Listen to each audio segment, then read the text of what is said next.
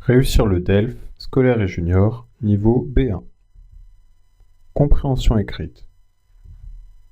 Leçon 6, activité 5. Comprendre le point de vue de quelqu'un. Plusieurs jeunes ont répondu à la question que Xavier a posée dans la rubrique Courrier des lecteurs du monde des ados. Lisez leurs réponses et trouvez la phrase qui se rapporte à ce que chacun pense. Le courrier des lecteurs est la rubrique où les lecteurs peuvent s'exprimer dans un journal. Il y a donc 7 extraits. Vous allez devoir trouver ce que chacun pense. Le courrier des lecteurs. Premier extrait, l'outil du futur. Surfer sur Internet n'est pas une perte de temps, car on utilisera beaucoup cet outil dans le futur. C'est aussi une énorme source d'informations permettant de faire des recherches plus précises et diversifiées que dans les livres. Il faut bien sûr vérifier les données que l'on y trouve. Moi, par exemple, je fais mes recherches sur plusieurs sites différents et je regarde si les résultats sont cohérents. Marina, 13 ans. Surfer sur Internet est une expression qui s'emploie. Surfer, comme on surfe sur une vague, mais là, sur Internet. Cohérent, c'est-à-dire est-ce que les résultats sont en rapport, est-ce que cela se ressemble? Deuxième extrait, ni tout blanc, ni tout noir. Veut dire qu'il n'y a pas, ce n'est pas que mauvais ou que bon, il y a des avantages et des inconvénients. Internet a de bons côtés.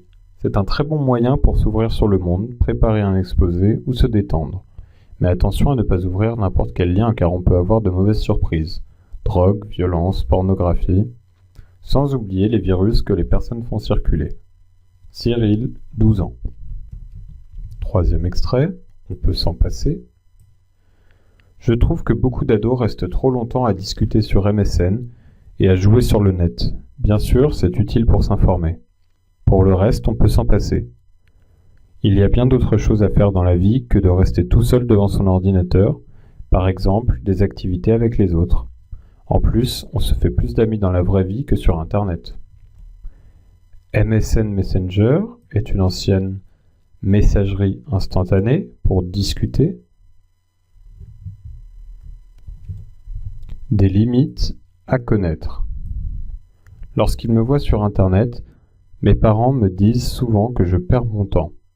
Je crois qu'ils veulent surtout me faire comprendre qu'y rester trop longtemps n'est pas bon pour la santé.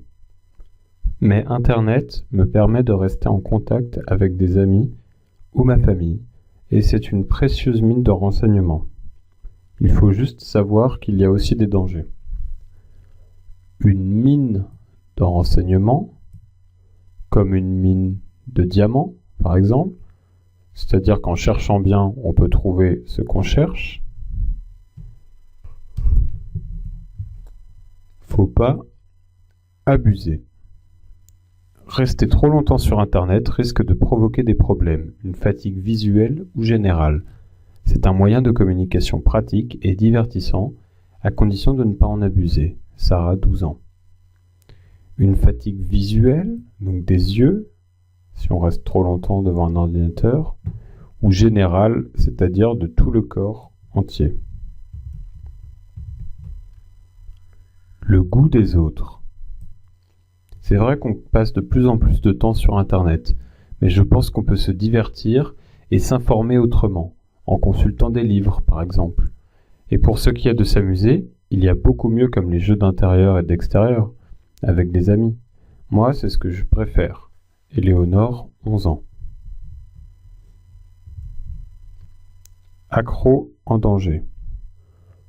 Le mot accro signifie addict. On ne peut pas s'en passer. En effet, certains sont totalement dépendants, surtout à des sites dédiés aux jeux vidéo. Mais grâce à Internet, on peut aussi apprendre énormément. C'est aussi utile dans la vie quotidienne pour trouver des horaires de train, d'avion, etc. Ça ne doit pas empêcher en tout cas d'aller se promener, de voir la beauté de la nature et de sortir pour s'amuser. Martin, 12 ans. Dépendant est un synonyme de accro, quelqu'un qui ne peut pas se passer de quelque chose. Voyons maintenant le corrigé de l'activité. Qui a dit que? Première affirmation, les jeunes qui passent trop de temps sur Internet risquent d'être très solitaires. Juliette insiste sur le fait que Internet est quelque chose qu'on fait tout seul, rester tout seul devant son ordinateur. Par exemple, elle préférerait faire des activités avec les autres et dit même qu'on se fait plus d'amis dans la vraie vie, donc en dehors, que sur Internet en discutant sur MSN par exemple. L'affirmation A qui disait que les gens qui passent trop de temps sur Internet deviennent solitaires vient donc de Juliette. B, on peut apprendre beaucoup de choses sur Internet, mais il ne faut pas y passer tout son temps.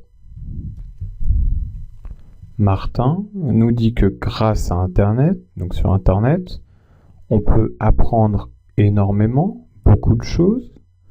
C'est aussi quelque chose d'utile dans la vie quotidienne de tous les jours. Mais ça ne doit pas empêcher de sortir et de faire d'autres choses. L'affirmation B vient donc de Martin. C. Internet a des avantages, mais certains sites sont dangereux. Cyril nous dit bien que rien n'est tout blanc ou tout noir. En effet, Internet a de bons côtés, donc des avantages. On peut faire plein de choses avec. Mais il y a des sites dangereux, des mauvaises surprises, avec des sites concernant la drogue, la violence ou la pornographie par exemple. Voire encore des virus qui peuvent endommager l'ordinateur. L'affirmation C vient à Cyril. D.